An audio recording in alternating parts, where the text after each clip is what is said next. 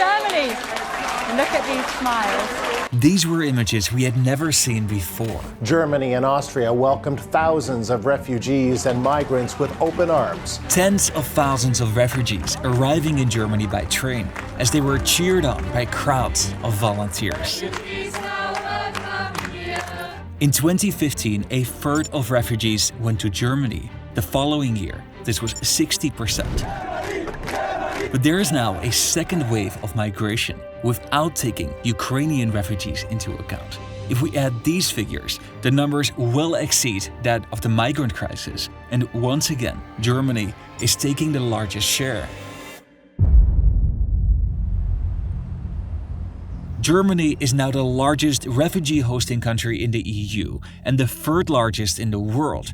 27% of the German population has a migration background, and in some cities like Offenbach, nearly half the residents don't have a German passport.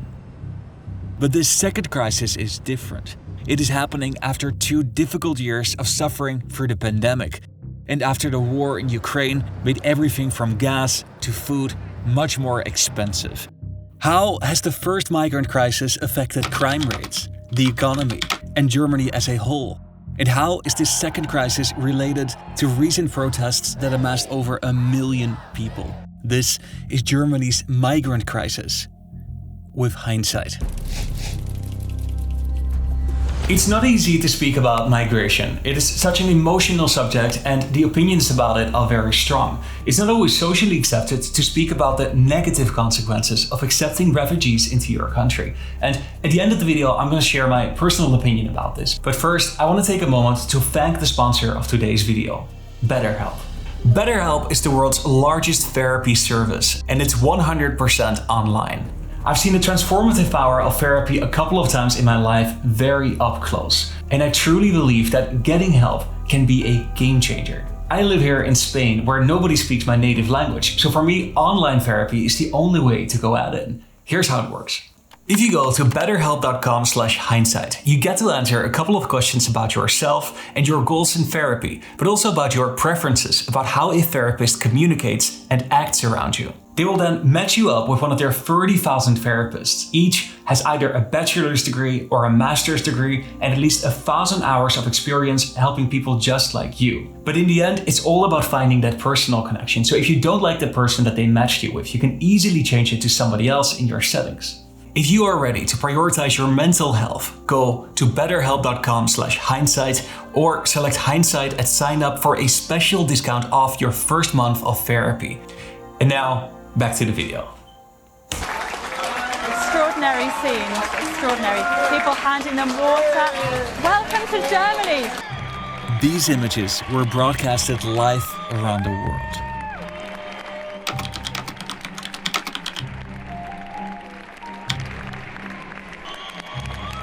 Conflicts in sub-Saharan Africa and the Middle East forced millions on the move. Germany had taken in waves of migrants before. In the 1950s and 60s, their economy was experiencing rapid growth, and they made deals with primarily Turkey to recruit large numbers of workers and their families to solve a considerable shortage of workers. Later in the 1980s and 90s, there was a considerable influx of refugees, and Germany's handling of these asylum seekers was very poor. They often lived in deplorable conditions, causing friction with local residents. But complaints about these refugees were often ignored, and this situation escalated into large-scale rioting. Mobs of neo-Nazis attacked refugee communities, often with hundreds to thousands of local residents cheering them on. These images spread across Germany and were a wake-up call for many. These riots resulted in large-scale demonstrations against racism. This history at least partly explains why Germans in 2015 were exceptionally willing to welcome refugees, but it simultaneously led to a growing number of Germans who were worried about their country's migration policy. Merkel's decision was partly ideological, but she also envisioned that these refugees would solve a more practical problem. Germany's population is aging, and their workforce is shrinking. Official figures show that Germany's workforce is expected to shrink with 4.4 million by 2040. And this is in part due to low birth rates. It has become common for women to work over having children, and this contributed to birth rates to reach a historic low in 2011. On top of this, the baby boomers from the 1950s and 60s were now entering retirement, adding a costly expense to the German society. With these trends, Germany would need 400,000 immigrants per year to prevent the population from shrinking. Und ich sage ganz einfach, Deutschland ist ein starkes Land. Wir haben so vieles geschafft, wir schaffen das. Wir schaffen das became our mantra. And so began Germany's exceptional intake of refugees. In 2015, they took in well over 440,000 refugees, which represents a third of all asylum seekers that year in Europe. The next year, they took 722,000, or about 60% of Europe's total. This strategy has a name: replacement migration. The theory that migration is needed for a region to achieve a particular demographic, economic, or social goal. This concept often has the objective to avoid the decline of the total and working age population, and is often influenced by low birth rates. And German women have some of Europe's lowest, at only 1.3 per woman on average, whereas 2.1 is necessary to maintain the size of a population. Foreign-born women in Germany, however, have a higher birth rate at 1.8 on average. Today, nearly half the children under the age of 5 are first or second generation immigrants, setting Germany up for a future with a significantly higher share of residents with a migration background. This demographic shift was sudden and unexpected, and from the moment it started, a growing number of Germans were expressing concern, first primarily about whether Germany could handle such large numbers, and later increasingly about whether this demographic shift is desirable. This growing concern was amplified by the sexual assaults in Cologne during New Year's Eve in 2016. Beneath the fireworks that lit up the German sky, hundreds of women were allegedly assaulted in Cologne on New Year's Eve. A group of 20 or 30 men that just surrounded us. They touched us everywhere they could, between the legs and our breasts. The victims say the attackers were of Arabic and North African appearance, fueling pre-existing tensions between Eastern and Western values and sexual attitudes. And then after the terror attack in Bataclan and the truck rampage on Berlin's Christmas market. Witnesses say the truck jumped a curb, barreled into the Christmas market crowd, and just kept going. Even when these crimes weren't carried out by refugees who arrived in 2015, this contributed to a more widespread fear about how the government's migration policies were affecting the country. Der dumme Deutsche, wird doch kein rassistischer Nazi sein und sein Erspartes diskriminierenderweise nicht herausgeben wollen für die ganze schöne, bunte Vielfalt. In 2017, the newly formed Alternative for Germany, or AfD, ran on an anti-immigration agenda and out of nowhere became Germany's third biggest party. Wir werden uns unser Land und unser Volk zurückholen. For some, this wind of change felt like a victory, while others feared these developments. Wir sind schockiert darüber. Katastrophe für diese Republik. Während die AfD am Berliner Alexanderplatz ihr Wahlergebnis feiert, protestieren unten viele empörte Bürger. But Germany was on the verge of a new crisis.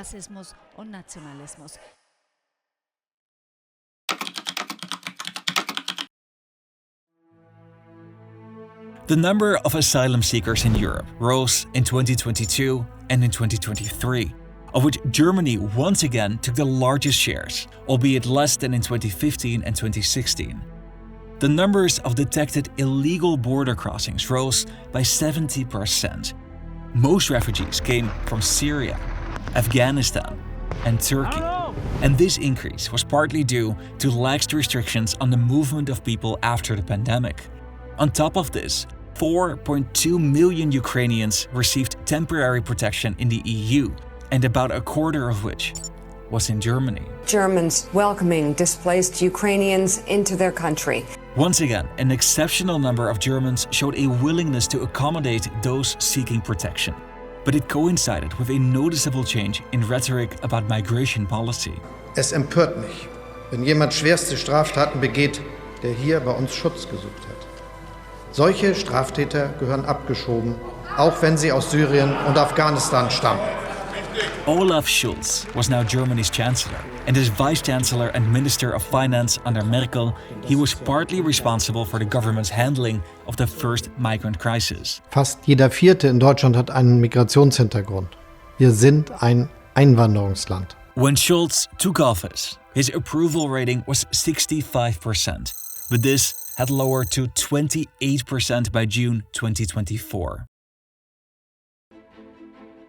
Official government figures show that the crime rate in Germany had risen by 6% compared to 2022, and authorities attributed this increase to higher levels of migration.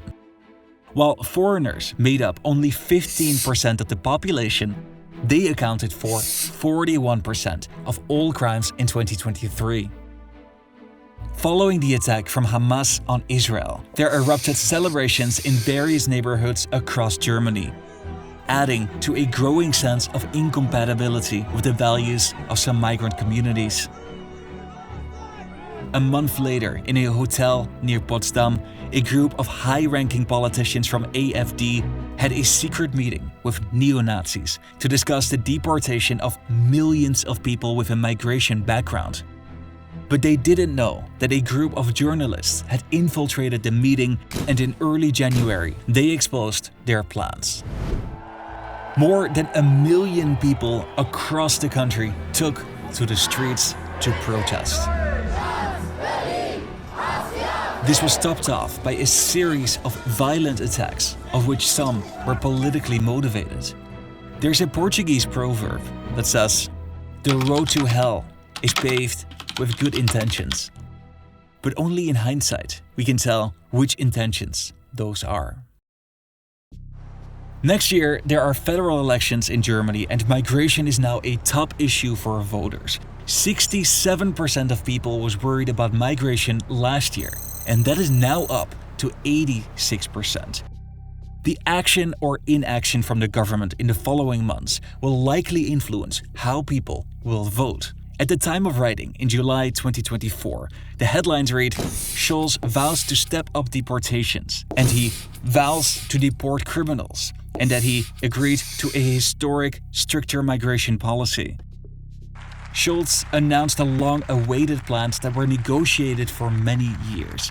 Asylum procedures will be sped up, social benefits restricted, and more funding will be made available for local communities.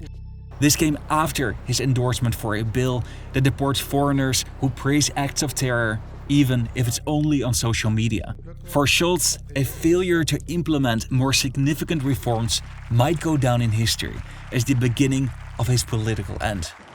But there's also another side of this coin.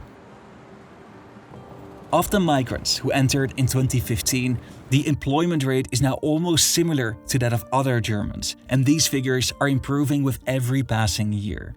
Some studies show that immigration to the EU increased Germany's GDP by over 1% per year.